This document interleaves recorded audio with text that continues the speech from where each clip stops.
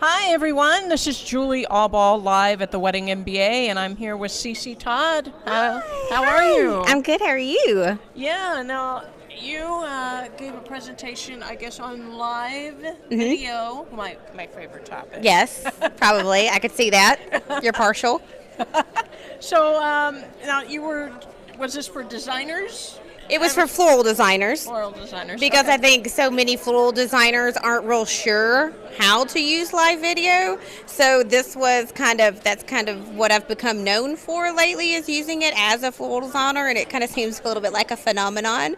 So they had me come talk to the florists here and just kind of give them cool ideas or how they can use it in their business. Okay.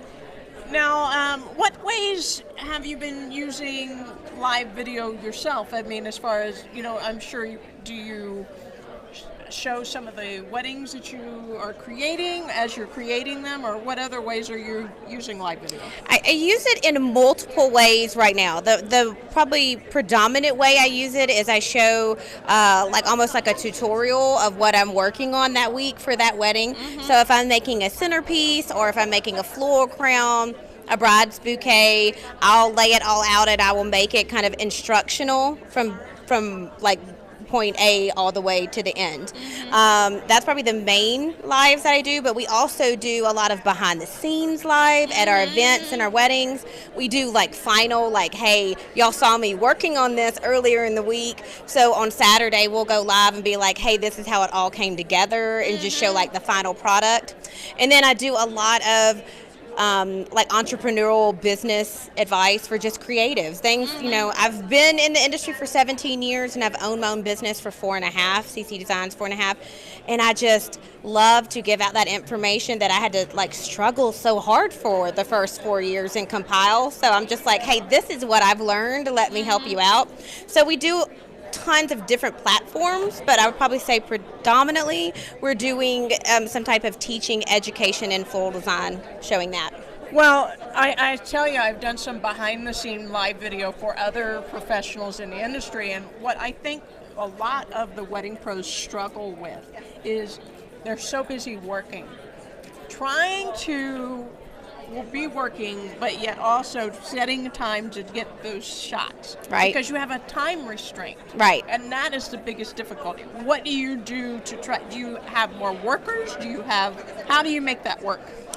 Well, it's funny that you say that because my assistant Molly and my husband both, let me tell you, when it is in the beginning, when it's a hectic wedding weekend and God forbid we're running behind on getting stuff designed and it's, 6 o'clock and we're still just got a ton of work, they used to be like, you're going to go live now? Like, really?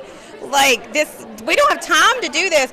But then they realized it was just such an integral part of me and who I am and my brand and putting it out that now they're like, if you're gonna live, you better get to getting. So we got to fit it in. So it's managing managing expectations, having a really good staff that they just know at some point in time, like they just keep working. I'm gonna step aside and do a live. They might need my help, they might not. They know I'm conscious of like I got to get to getting so that we can get back to the work. But we just already have that factored into, I guess, our timeline, so we just make sure we have time to fit that in. Yeah, I think what people don't realize is that live video is very authentic. Very. And one of the things I actually did a behind the scenes, my sister is also a floral designer. Oh, cool. So she wanted me to do a behind the scenes with her one at a wedding that she was doing. And, I don't come with a plan exactly how it's happening. I'm just there to recreate what's going on, just cover it. Well, after she got done with the wedding, the bride comes out is so excited and gives her a great big hug. Those are things you can't fake. That is not fake. People will know when they see the video that is not fake. Right. And that's why live video is so awesome. Yeah, that's one of the things I actually said in my presentation, that authenticity equals trust and trust equals bookings. So it is very risky going live a lot of times, and I think people get so hung up on, oh, but what if I look like an idiot or if I fail? But you know what? That makes you human. People need the authenticity. They need to see that you're just a human being that they love, and that, you know, more chances than not, you're going to prove how awesome you are than any type of failure you could ever do. So they love seeing that transparency and that authenticity. And one of the things that I know I said yesterday that resonated with a lot of people is it ultimately is going to help you pre-qualify your ideal client. Because let me tell you, if somebody comes and watches my lives that hates pink and hates really loud, boisterous, energetic people, they're not going to be my ideal client. And I would rather them see that while they're watching my live video than after they're sitting in my chair, in my office, and we're wasting each other's time basically doing a consultation. So it really gives you that chance to find your ideal client also by putting yourself out into the world like that.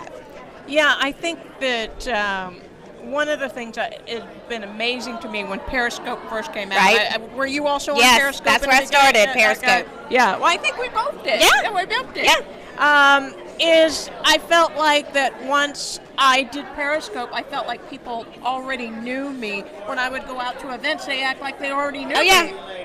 Even here, people are like, "Oh my God, hey, Cece!" I'm like, "Hey, I don't know who you are yet," but It just felt like they a connection. already, and I've made several friends. Yep. On Periscope and Facebook just from live videos. I still miss Periscope. I do miss it. It dropped like a lead balloon, and I'm not real sure why, but I do miss Periscope. Well, I mean, I know that Facebook had the bigger following, Yep. and you know what I miss about Periscope and to our wedding industry is that people can connect with any stranger. On Facebook, you're not necessarily still connecting with Right. strangers unless you already are connected to their page. Right. People were making friends. Right. They were just finding people on Just Periscope. and you're not doing that on Facebook. A slight downfall that's come with all the Facebook living is that because I had started on Periscope and then rolled over to my Facebook page, and just personally was just doing this for like the people I knew and the people I had made connections with, I never expected my following to just jump ridiculous and be the crazy amount of people I have following me now. So now we have to do this literal like crossover to where my husband's like, you have got to be on your work page, because now with your following, that's where you need to be on your personal page for two reasons, ROI and be on the right place for them to come find you. But second, I said this jokingly yesterday, I don't know if you've noticed that Facebook now every couple of months will pop up and show you have X amount of friends this year. Well, mine the other day said you've made 1,200 new friends this year. And it's just because everybody has been coming to my personal page because they have to make that connection with me because they want to see my videos. To where if it was on my business page, it's a lot more of a public access platform. So yeah, it's limiting more than it was on Periscope, and it also, like I said, they have to become like your personal friend on Facebook to feel really integrated with what you're putting out into the world. So a little tip, put it on your public page. I thought there was both of them were great. Right. For different reasons. Yeah. But I hate the fact that we still don't have Periscope. I know. I miss that. I do. Maybe Facebook will hear this wonderful podcast we're doing and be like, hey, that's a good idea. Maybe we need to change that in some capacity. Maybe they can figure that out. That'd be awesome. Yeah. So do you have any closing tips, thoughts that you want to share about live video? Maybe those that haven't tried it yet? I mean... Well, I think what I told people yesterday is it is, as cheesy as it sounds, it's the way of the future. It's not going away. It is a full steam locomotion. And so I think that people that are just like, it's not me, I don't think I can do it, don't sit and wait. You just need to figure out how you can do it. Not everybody, I don't expect everybody to be the the well-hit golf ball in a towel bathroom like I am. Like that's not you. They need to be you. They need to be authentic. But you need to find a way that you can do it, because the bottom line is it will increase your business. It increases your revenue. It increases your connection with your client. So, I mean, my tips for people yesterday was just find what makes you you. I jokingly said, do your first couple of lives and you don't even have to be on camera. Like, you can turn it and show where, you could do a live now at Wedding MBA and just show all that's going on here and just be the voice behind the camera. Just walk people through what's happening here, and you've done a live. Like, you've created it. Now, if you hate the talking on camera, I can't help you there, because you're going to have to do one or the other. But I just tell people, just go for it. Just do it. Quit doubting yourself. Quit saying to yourself, nobody wants to see what I have to put out in the world, because I guarantee you they do. Yeah. Well, I actually got to meet. Shake a hand. We're friends now.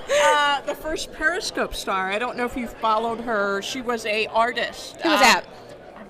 I can't believe I can't. See, now I've called you out on that. I'm so sorry. I got to meet her at the Periscope Summit about a couple years ago, and what was so amazing is what she was talking about, doing all these things.